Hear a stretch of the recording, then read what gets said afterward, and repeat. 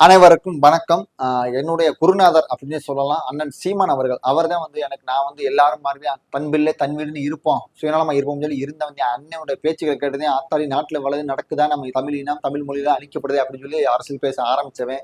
இன்னைக்கு அண்ணன் ஒரு கருத்து சொல்லியிருக்காரு, அண்ணனுக்கே வந்து ரிப்ளை பண்ற மாதிரி ஒரு கால சூழல் இருந்தாலும் அண்ணன் மதிக்கணும். என்னன்னா அண்ணன் என்ன சொல்லியிருக்காருன்னா, இந்த திருப்பங்குன்ற வாரத்துல முருகனும் சிவனும் இந்து என்று நிரூபங்களுக்கு வாதாட வாங்கலானே. நீங்க சொல்றது உண்மைதான். சிவனும் முருகனும் சிவக்கடவுள் தான்.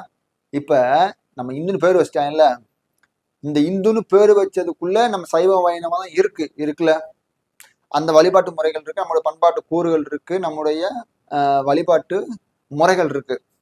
ஒரு 10% முன்ன பின்ன இருக்கலாம். ஆனா நீங்க அடிக்கடி வந்து எல்லாரும் சொல்றீங்கல்ல, 2000 ஆண்டுகளாக எங்களை அடிமைப்படுத்தியது இந்து மதம் அப்படின்னு சொல்றீங்களா?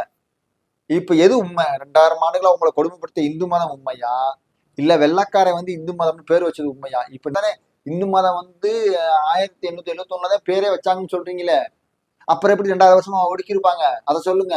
இந்து மதம் அழிக்கிறதுனால எது அழிய போகுது? அதுக்குள்ள இருக்க சைவம் வைணவம் தானே அழிய போகுது. இல்ல இப்ப நீங்க சொல்றீங்கல்ல, தமிழர்கள் நாங்கள் இந்துக்கள் அப்படின்னு. நீங்க அதே மாதிரி தமிழர்கள் நாங்கள் இஸ்லாமியர் இல்லை, தமிழர்கள் நாங்கள் கிறிஸ்தவர்கள் இல்லை அப்படின்னு சொல்ல முடியுமா உங்களால?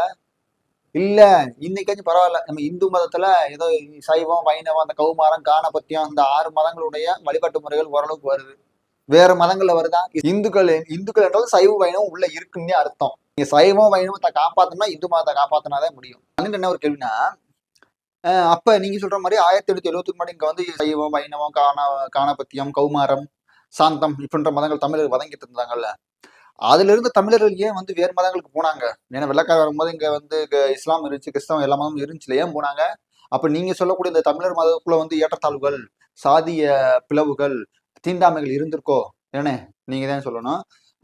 இப்ப நீங்க சொல்றீங்க இங்க வந்து சங்கிகள் வந்துட்டாங்க அப்படின்னு வந்துட்டாங்க, உண்மைதான். நீங்க ஏனே நீங்க வந்து இப்ப நீங்க போங்க, திருப்பரங்குன்றம் சங்கி நீங்களா வெளியில போங்க, நாங்க பாத்துக்கணும். எங்க அப்பா முருகப்ப முப்பாட்டேன், எங்க பிரச்சனை நாங்க பாத்துக்கணும் சொல்லுங்க, போங்க தைரியமா நடத்தி சொல்லுங்க. ஆனா நம்ம முருகன் கோயிலுக்கு போட்ட உண்டியல்ல முருகனுக்கு போட்ட இதை வச்சு வாதாடுறாங்க. என்ன வாதாடுறாங்க? முருகன் கோயிலுல இருக்கக்கூடிய தீபத்தூணு சர்வேக்கல்னு வாதாடுறாங்க. இதெல்லாம் பார்த்து நீங்க தான் கொந்தளிக்கணும்.